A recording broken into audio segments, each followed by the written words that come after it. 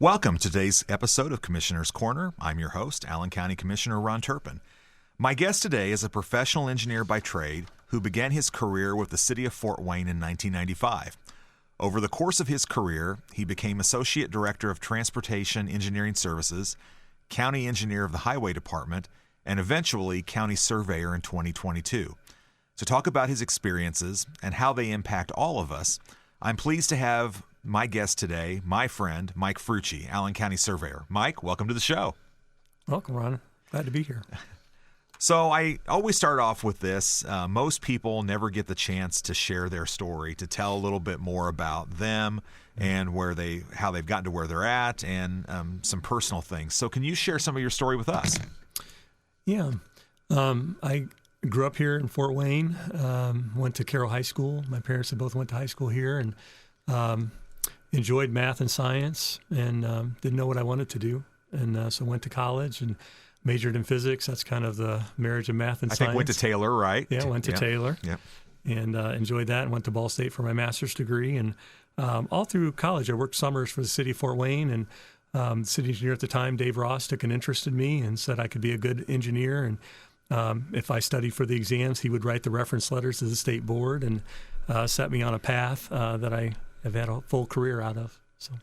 So I think walk through a little bit. You are also a runner too, right? I am. I ran at Carroll 4 years of cross country and track, and went to a state championship for cross country in 1986, and then went to Taylor and ran cross country and track there, and was MVP of the cross country and track teams when I was a senior. So, and also you've been a coach too, haven't you? For about 18 years at IPFW in cross country and track. So running was a huge part of my life. I met my wife through running at Taylor, and brought up our girls that way, and they both ran in college, and so it's been a family endeavor. Yeah. So most people have no idea, Mike, what a surveyor does. Probably something that they wouldn't have a clue on. Can you give us an overview of what your department's responsible for? Because there's quite a bit, actually. Yeah. Well, just statutorily, by Indiana code, we're responsible for the regulated drain system and maintaining that through working with the Drainage Board. And we'll talk a little more about that, yeah. And then the section corner perpetuation as well. And these are the federal survey markers laid in the 1800s that divided up the county and established land ownership. And so we have to maintain that system, 5% of it each year by state law. So those are their two statutory things. In addition to that, we're doing the in-depth stormwater review and water quality review for the whole for the unincorporated areas of the county, and then the cities and towns, everything except the city of Fort Wayne. So how big is your team? We have 18 staff members in addition to me. So we have a team of hydrologists that do the review, a team of project managers that oversee the regulated drain system, a field team that does all the field inspection and the surveying in the field, and then a couple administrative staff upstairs, as well as me and my chief deputy. So, and you are elected, elected by everyone in Allen County. Yeah. And one of the things, you represent all of Allen County, correct? Yeah. So what does a typical day look like for you and your team? Well, I think that's hard. I don't think any day is typical, is what I would say. It's we certainly have typical meetings and this kind of thing, but I think every day you're trying to address the needs of the community. And I come into every day not knowing exactly what needs will surface and what I'll need to focus on. But every day has a new challenge, and whether it's keeping an ARPA project moving forward that's ran into a snag, or whatever it is, a resident that's experiencing flooding, and sending one of our field people out there to assess the situation, give them some insight on why that might be happening. But every day is not the same. So to drill the audience a little more into some of what you just said, before I became commissioner, with a lot of the federal COVID dollars, the county got, I think, $70 million as part of that. And the federal government had different things that you could spend the money on. And so our commissioners made the decision to invest a significant portion of that dollar into the infrastructure of Allen County, correct? Yeah. And so I can't remember how much that we invested with the surveyor to work on some of these big drainage problems, right? Yeah. And there were probably, maybe a dozen, Mike, different projects that you and your team have been spearheading these last couple of years? Yeah. We had been asked early on by the commissioners to come up with projects that we felt were of great community benefit, but that the residents could never afford to pay for in that watershed because the assessments would simply be too high. We came up with a list of 21 projects. The commissioners initially selected 8 of those. As those projects came under bid, under contract, they came in under, so we saved money. And then I was asked by the commissioners if there were other projects that we could put the money savings towards. And so we ended up in totality bidding out 13 projects. We've got 9 of those to substantial completion now, and we've got 4 that we're trying to finish up because, again, the money only lasts to the end of this year. Right. But they've been just very unique projects, whether it's going under 3 transcontinental gas lines, which those companies think they're like the railroads, very difficult to deal with. But we did that project successfully in Monroeville. Or rehabbing a brick sewer system that's 100 years old, that's unraveling, that's underneath 3 houses in Arcola.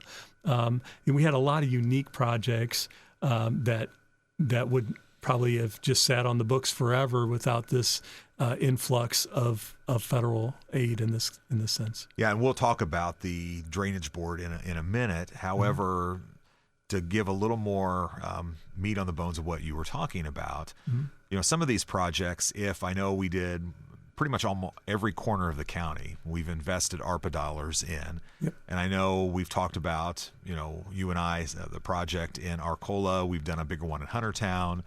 We've done one in Monroeville and other areas. Yep.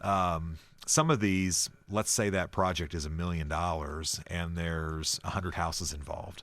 If it wasn't for this, we'd have to split that $1 million among 100 people. Yep. And to your point, that's just not affordable for the vast majority of citizens.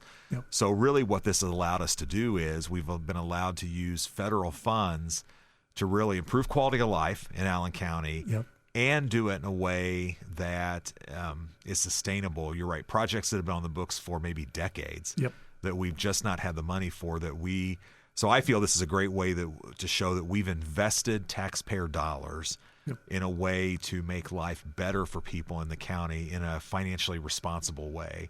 And if I heard you correctly, because we did do competitive bids and we did really scope these projects out well, we were able, instead of doing 8 projects, we were able to do 13. Yep. So it's a great thing. Yeah, and I know that you give the Board of Commissioners reports every month, kind of where we're at in the projects. And as you said, we have to complete all of these projects by the end of this year, or we have to give money back. And we're not giving money back, so we are driven to get this done. Yep. So we've talked about kind of what a day may look like for you, and you've had your whole career has been spent kind of in this engineering world.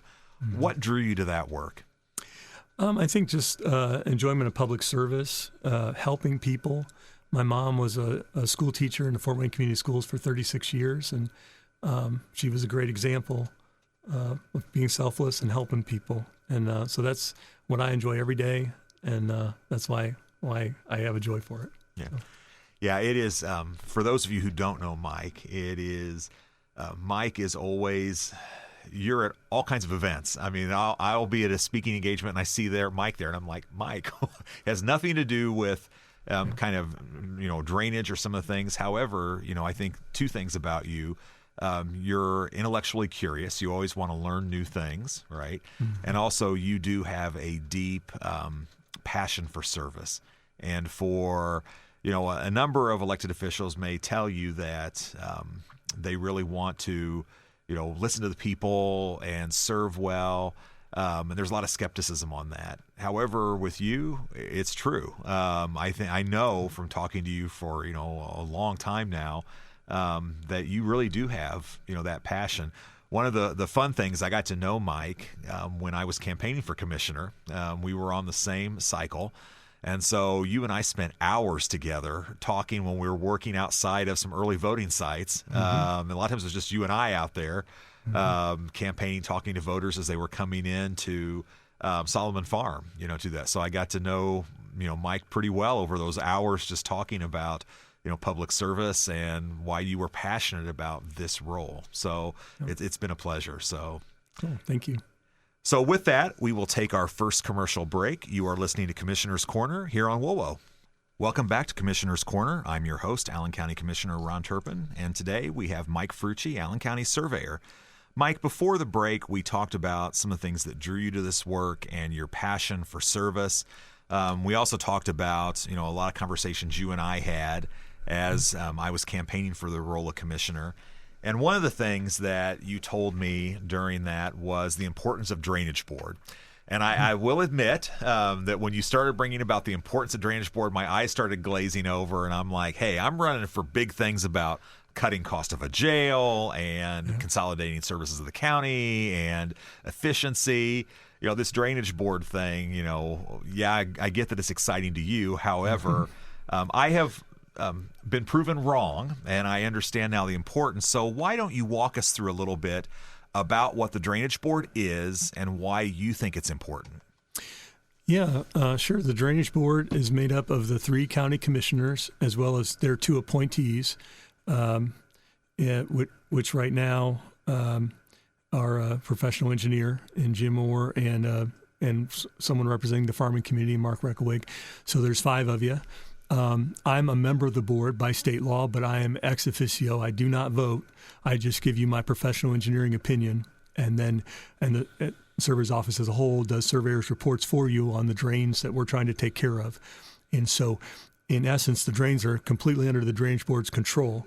We are just a technical authority to help point you in the right direction and then decide whether that's in the best interest of the community. So, and this drain system in our county is very large. I mean, it's 1,500 miles, 760 miles of open ditches. Our county was a lot of swampland in the 1800s, and our residents petitioned during that time. Most of these drains that people now think are more natural drains, but were man-made drains. Almost every single one of them were created by man to drain the land for farming and agricultural purposes. And if we don't maintain them, then the land floods, and we lose crops, and we might lose structures, and people might come into harm through flooding. And so it is, I take it very seriously. Every development that we review, to make sure every calculation is perfect, because we can't afford failure. Right. And when we bring drains to you based on flooding or anything, we'll have a public hearing, because by Indiana law, we have those public hearings at Drainage Board, and the residents will all get legal notice, and they'll come and speak either for or against the drainage project, whether it be a reconstruction or raising assessments to do maintenance, or putting on an assessment on a ditch that hasn't had an assessment. But that is all within the purview of the Drainage Board to make those decisions with guidance from the surveyor's office. But it really does, the Drainage Board governs all drainage projects within the regulated system, and even the non-regulated pieces of the drainage law obstruction piece. If there's an obstruction on natural drains, that can come through the Drainage Board, and the Drainage Board can make action on that to require that obstruction to be removed. So to reiterate, if you had come through Allen County, or really Northeast Indiana 200 years ago, we were literally a swamp. You would have been lots of wetlands and trees. That's what you would have found.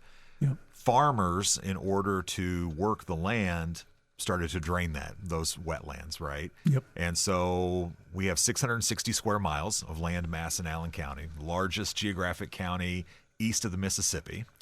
And of that, we have 1,600 miles of drains that are built through east, west, north, south. Mm-hmm. And anyone who lives in this area has seen one of these, at a time somewhere. Mm-hmm. Some are much more visible than others. A lot of times it may be that little creek that you think is, out back of your property. No, that's probably a drain that was put in. And when they all work well, when we have big rain events, they're designed to channel that water away from your property into a system, right? Yep. So you and your team are designed to manage those 1,600 miles of drains to make sure that they're constantly being upkept, and it protects people's property values to prevent flooding. Yep. And I know one of the things that you told me when you became surveyor, we have the interesting thing about this drainage system is that there are different funds set up for every drain. And so we have a few hundred, I think, different drain systems set up. And if you live on one of these systems, you pay into that drainage system. However, that money doesn't go into the general fund. It goes to that system. Yeah, these drain funds are all unique to that watershed. Right. And that's what we explain to people, because oftentimes they think, well, someone's going to take my money and spend it in a different part of the county. Well, that's not the case. Under state law, what we bring in from that through assessments from that watershed stays in that watershed account to only pay for improvements in that watershed. So the state law is crafted well in that way. So most listeners, if you've never seen it before, if you look at your property tax form, at the bottom of it, it has all the allocation for where different property taxes go. Then at the bottom of that has a section for regulated drains, right? So if you are on regulated drain XYZ, it will there. And usually these are, I know your team tries to make these as low as possible. Usually anywhere from like $5 to $25, per parcel. So if I'm in a subdivision, small residential lot, most that I'm going to pay is usually somewhere between that range, and then, that money is all collected in a separate fund that your team manages. And then, the drainage board has the responsibility for if your team is going to do cleaning out of that, anything from debrushing, so taking out overgrowth and trees, all the way to beaver dams, which I know are something your team deals with a lot, and dredging. Those are things that your team is constantly looking at. So it really is one of those that when you first brought it up, I'm like, oh, yeah, drainage, okay. However, it is critical for this county and probably every county in our listening area, because it is one that if you ignore it, it will come back to bite you, because 200 years ago when they started putting these drains in, they were pretty smart about it, and they built a system that drains pretty well. And we've seen that if you have an obstruction, what happens? You start to have flooding when that happens. Yep. So another item that your department oversees that I actually find fascinating. I love history, so to me it makes sense. But you mentioned early on in our interview this section corner perpetuation. And so what is that, and why is that something that every listener that owns property needs to care about? Yeah, the section corners are vital. It's a public land survey system set up by the federal government. And in the 1800s, surveyors came through and divided up all our county into, we have 20 townships. A full township is 36 sections. Each section is 1 mile by 1 mile. Each township is 6 miles by 6 miles. And on every corner, and what are called corners, halfway in between, and center of sections, monuments were set. They were originally wood monuments, and then the federal government came back and laid stones and did that in the mid-1800s. But as the county was being divided up, and the dividing up of the county, we just got back our legal survey books from historic preservation, but our legal survey book goes back to 1832, and this county surveyor was actually out there dividing up the land in the county for the property owners, and they have to come off of these section cornerstones, and that's how these legal surveys are made. So it's the basis of all land ownership, even today, and so all surveys, if a developer develops land and creates a plat for a subdivision, they, under Indiana law, have to legally tie to 2 section corners to make that a legal plat for property ownership. So when these property disputes come into play, as they inevitably might, then the prima facie evidence to the court is our section corner system, and we have to maintain that so that everybody's ownership is what it should be. Yeah. So if you think about as big as this county is, suburban, rural, urban, your team has a legal responsibility to validate where those section corners are at. So many of those every year. Yep. And if you think about, it's one that if you don't keep up on, I know one of the things that you really have put emphasis on is kind of catching up a backlog, because previous surveyors didn't always catch up on those the way they should have. And what happens is if your team doesn't do that, they get lost. You know, if you think about a great example you mentioned to me before is, for example, like on Google, where you had, 1,000 acres that your team went in before all the excavation started to validate section corners that were there. Because if you don't do that, there's a high potential they could be lost. Yep. And so that's something that your team, I know, spends a lot of time on, because the way that you and I see this day to day out is if you look again at your property tax statement, your property taxes always will say, it will have a legal description of where your property's at.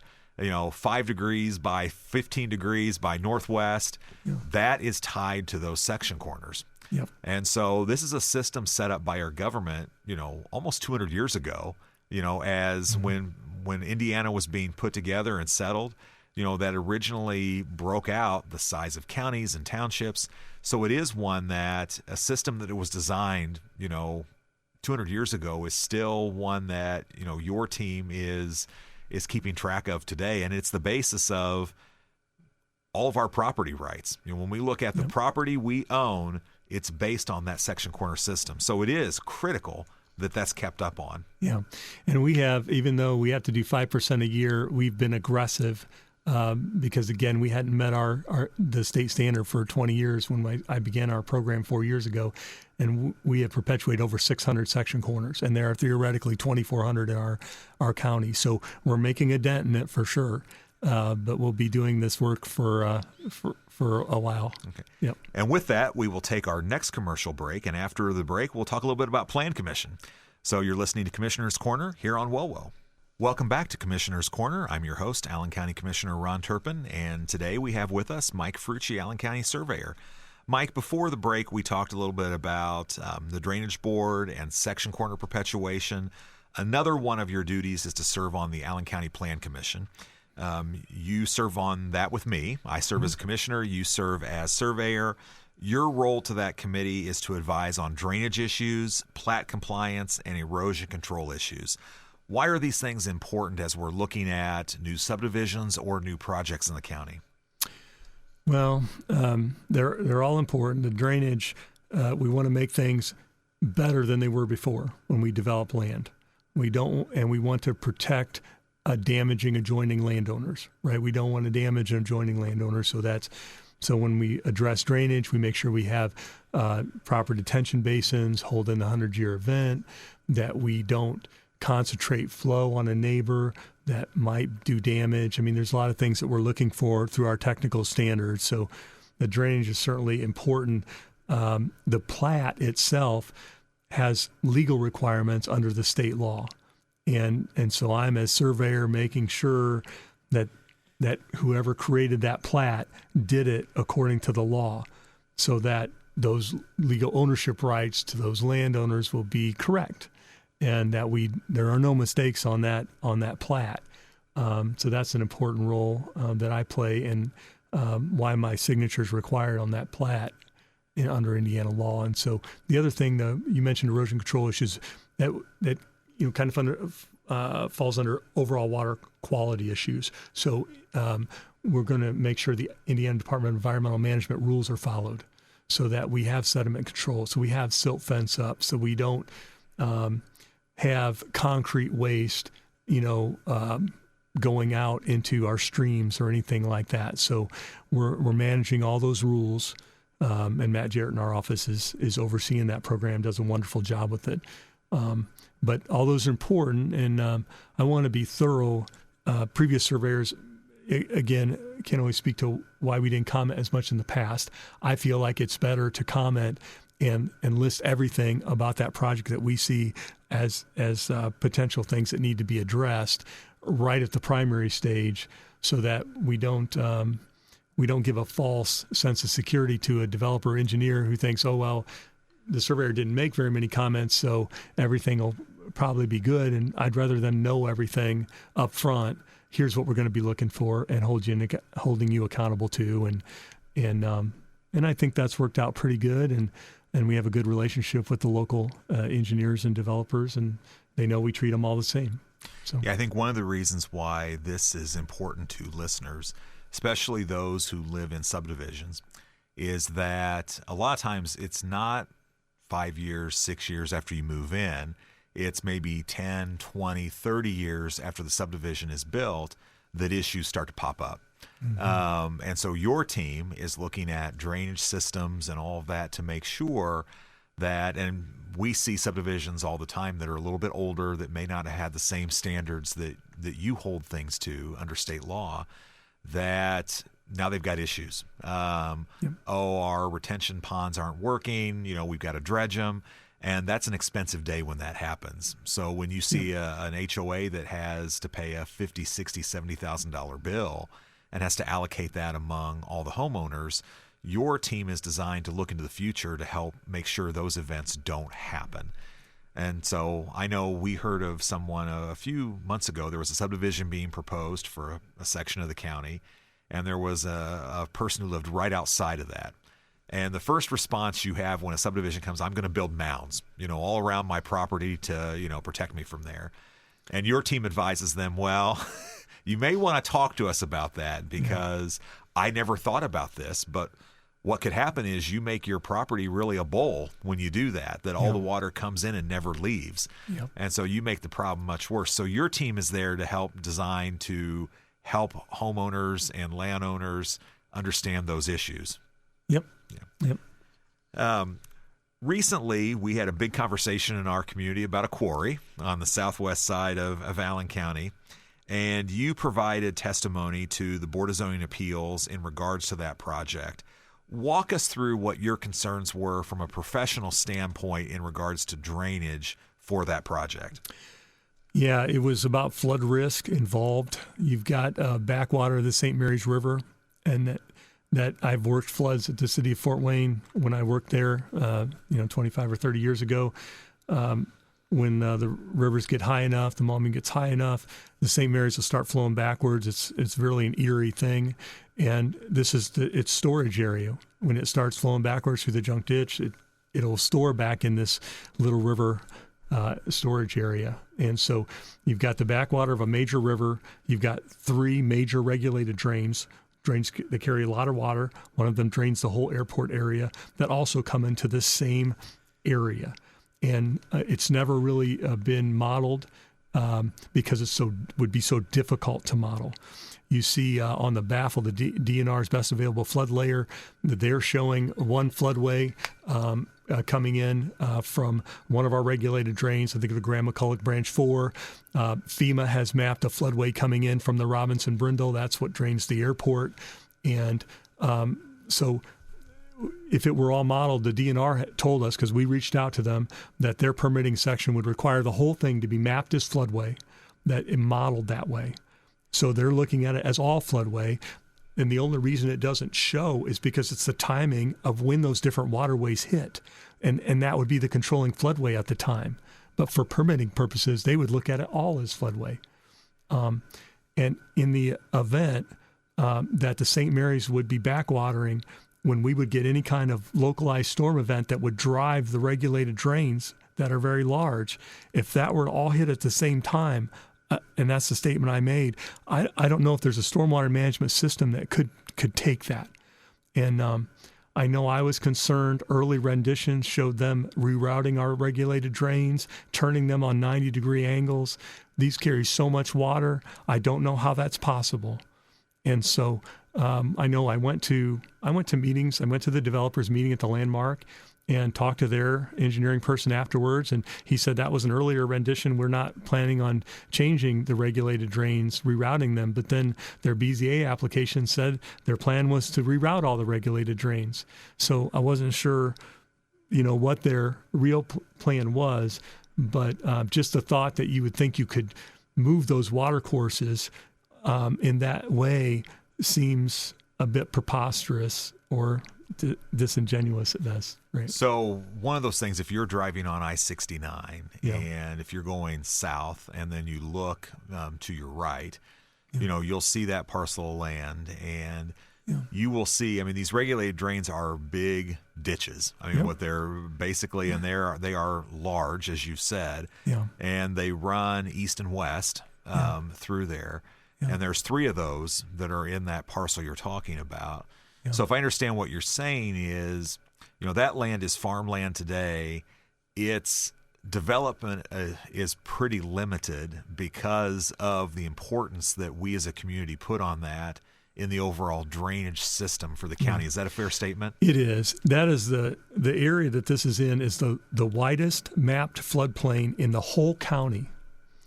It is our largest contiguous floodplain, and probably not a good place to put development. I would say also that those 2 drains, the Grand McCulloch and the Robinson Brindle that come under 69, they drain over 20,000 acres of land, a tremendous amount. And so it's again, it's a huge risk to move forward even a step without a full hydraulic and hydrologic model. And that's the point I was trying to make. It's too big a risk. And as I'm sworn to, as a professional engineer to uphold public safety, it's not a risk that I want to take. Well, I think it's a good example to the public of when we have development projects, whether it's something like this or it's another business or a subdivision, there is a great deal of thought that goes into, even when a rezoning happens and you rezone farmland to subdivision, that doesn't mean that it's done. There still is a tremendous amount of work that happens on the back end. You and your team looking at drainage issues, highway department looking at road issues. So it could be a couple more years of work that goes in before a final plat is done of that. But I think hopefully this helps educate the public a little bit about all the different issues. You're looking at development from one lens. I'm looking at it from another. Our highway people are looking at it from another. And we are fortunate to have a great group of professionals throughout the county who are looking at all these pieces with the same end in mind, which is maintaining high quality of place for the people of Allen County. So, and with that, we will take our next commercial break. You are listening to Commissioner's Corner here on WOWO. Welcome back to Commissioner's Corner. I'm your host, Allen County Commissioner Ron Turpin, and our guest today is Mike Fruchey, Allen County Surveyor.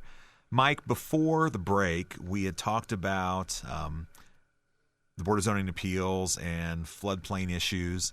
One of the things that you and I talked about prior to me becoming commissioner is to kind of standardize the way that we do floodplain management in Allen County outside of the city of Fort Wayne. And something we heard from a lot of developers and others in the business would be, gosh, if we could do that, that'd be great. You and your team were willing to kind of take that on. And so something that I know you and I and others worked on last year was transitioning that from the Department of Planning Services, which was doing a great job. However, that's just not what their main focus is, to moving that over to your team. So why was that a change that you advocated for, and how's that going? Well, it's going well. That I advocated for it because it's became much more an engineering function than maybe it was 20 years ago with all the requirements of FEMA has for modeling and everything. And we certainly have the staff and our hydrology staff that can understand the modeling, that can dig into it and be able to understand all the inputs and outputs of that hydraulic model. And so I felt like we were the right place for it. It needed to be with an engineering group. And I thought there were some opportunities because, we would pursue those to maybe increase our community rating score and maybe hopefully get some higher discounts for our residents that have to pay floodplain insurance. And we have seen some of that, haven't we, Mike? Well, we did get our score increased. Not acknowledged by FEMA. We worked with the state CRS coordinator and got that acknowledgement at the end of last year. Has not taken effect yet, and the lapse in FEMA funding has delayed that. So, but whenever that does take effect, that should positively impact those residents that are paying for flood insurance through the National Flood Insurance Program. So I'm hopeful. Because that's money in people's pockets. As a surveyor, I can't help with a lot of that. But in this case, And really in going through and getting our score moved up it didn't really cost us anything. It was more proving to the FEMA people that we were doing a lot of activities that they weren't giving us credit for. With our thorough hydrologist review. And so when we got all the points we were supposed to get, we were easily in the next category, which was a community of 7. We're in community 8 right now. And the highest in Indiana is a 7 because our building codes, some of our building codes are more than 5 years old. If our building codes across the state were within 5 years old, we would be eligible to go to higher levels in that community rating system. So currently your team does the floodplain management for every area except for New Haven and the city of Fort Wayne, correct?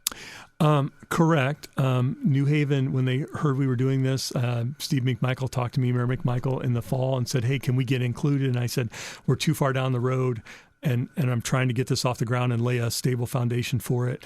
And I have a conversation at the beginning of 26. And so the mayor and I met earlier this year. They still want to pursue that. So we think maybe in the next month or two, New Haven will join in our group. They're working through their zoning ordinance, cleaning that up, and then passing the new ordinance that points to the county ordinance that you and the other 2 county commissioners passed earlier this year. So we will eventually, I think within a couple months, have unincorporated Allen County in all the cities and towns. And the only thing that we will not have is the city of Fort Wayne proper. Okay. Yep. Allen County is growing rapidly. Demographics tell us that if your community does a 0.5 to a 1% growth rate a year, that is good, sustainable growth. If it's over that, it's almost growing too fast for your services to keep up. And so we're in a great sweet spot right now. How do you see your department helping manage the growth of Allen County? Well, I think we worked very closely with the local engineers and surveyors and developers on their projects. Oftentimes they'll come to us before they buy a piece of land to say, what are my challenges going to be? And we walk them through that. Here's what we think your challenges will be. And so we've gotten them to be much more proactive. And it adds to greater communication, greater problem solving. I think our turnaround time is really good. I think we talked earlier, maybe we're down to about 3 to 4 days on our first thorough review and the first time we've seen a project. And so I think our turnaround is very good, and we've got good problem solvers in our group to help the local engineer find a solution that's palatable to protect the public, but yet also to advance the project. And there's a balance there. And so I think we've done a great job of developing, helping, with projects. And I think that'll continue with the growth. We'll be the helper on how these puzzle pieces fit together in the grand drainage scheme for the whole county and the grand water quality scheme. Sure. Yep. I mentioned earlier that you are always someone who's intellectually curious, looking at continual improvement, looking at how we can do things better. Mm-hmm. What projects or initiatives do you have in store for your office? Well, we just got new survey equipment. It's been 8 years. It's awesome. Our field survey people are loving it. Things are so much more accurate. Technology changes so fast, and 8 years is a lifetime in technology. And so that's going well. We got our first drone. We've flown it for the first time in the last month, and we're getting out with that. And I see tons of opportunities with the drone program and being proactive, having every drain on a proactive maintenance schedule, not once every 75 years when someone complains, but, or 50 years or whatever when we have crop flooding, but that every drain is on a 10, 15, 20-year cycle, depending on what we're seeing through aerial footage. Yeah, I know when you came to me with the idea about the drone, at first I was like, well, that sounds nice. However, if you put it in practical perspective, today your folks have to manually, we talked about 1,600 miles of drains that your team has to manage. Yeah. And if you think about, driving all around the county and going out, and a lot of these are in the middle of fields or in subdivisions, and a lot of it, there are maybe trees overgrowing, that drone allows you to be much more efficient to look at this, what drains are looking like in the state of those drains, than we ever could, and it is ultimately, yes, there's a cost to buy the drone. However, there's a huge savings in just manpower that you can get so much more done, than you could before, and in keeping the maintenance of the county. Yeah, we want to stay we're at our staffing level from 2008 before the housing crash. We just got back up to that a few years ago. And I don't want to go beyond that. I feel like we have a great level, and the way I can keep that, even though we are a different community than we were in 2008, a much larger community, much more development, and keeping the same level of service, the only way that I can keep us there is by leveraging technology and saving man hours, and the drone is a great way to do that for our field staff. So what's your favorite part of the job? Helping people. That's an easy one. I knew you would have said that. What's your least favorite? Well, that's sometimes it's the politics of it, and sometimes Amen. It's the unreasonable people. But I again, we can agree sometimes to disagree on what the law says or whatever. But anyways, but yeah.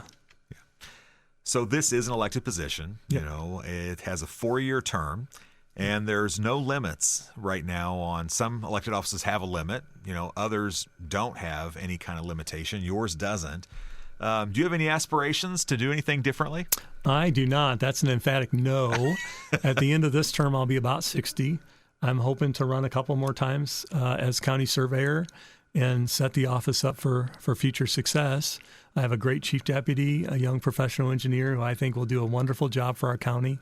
And so, no, I have no other aspirations other than to right this, I've righted the ship, but it's making sure it's going to be stable for the foreseeable future. Well, I know as elected commissioner for this county, I am thankful for that because you are doing a great job. And having someone of we're very fortunate, someone with your expertise and passion for it, that feels called to do this. And so it makes us all better. So, well, Mike, this time always goes by much quicker than what we expect. I really want to thank you for being with us today and the passion that you bring for the work and for the people of Allen County and our region.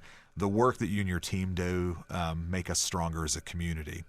For those of you that are listening to us today, we want to thank you for joining us. We are thankful for your support week in and week out. We hope that you found this last hour to be valuable, that you learned something new. This is Allen County Commissioner Ron Turpin, and you have been listening to Commissioner's Corner here on WOWO.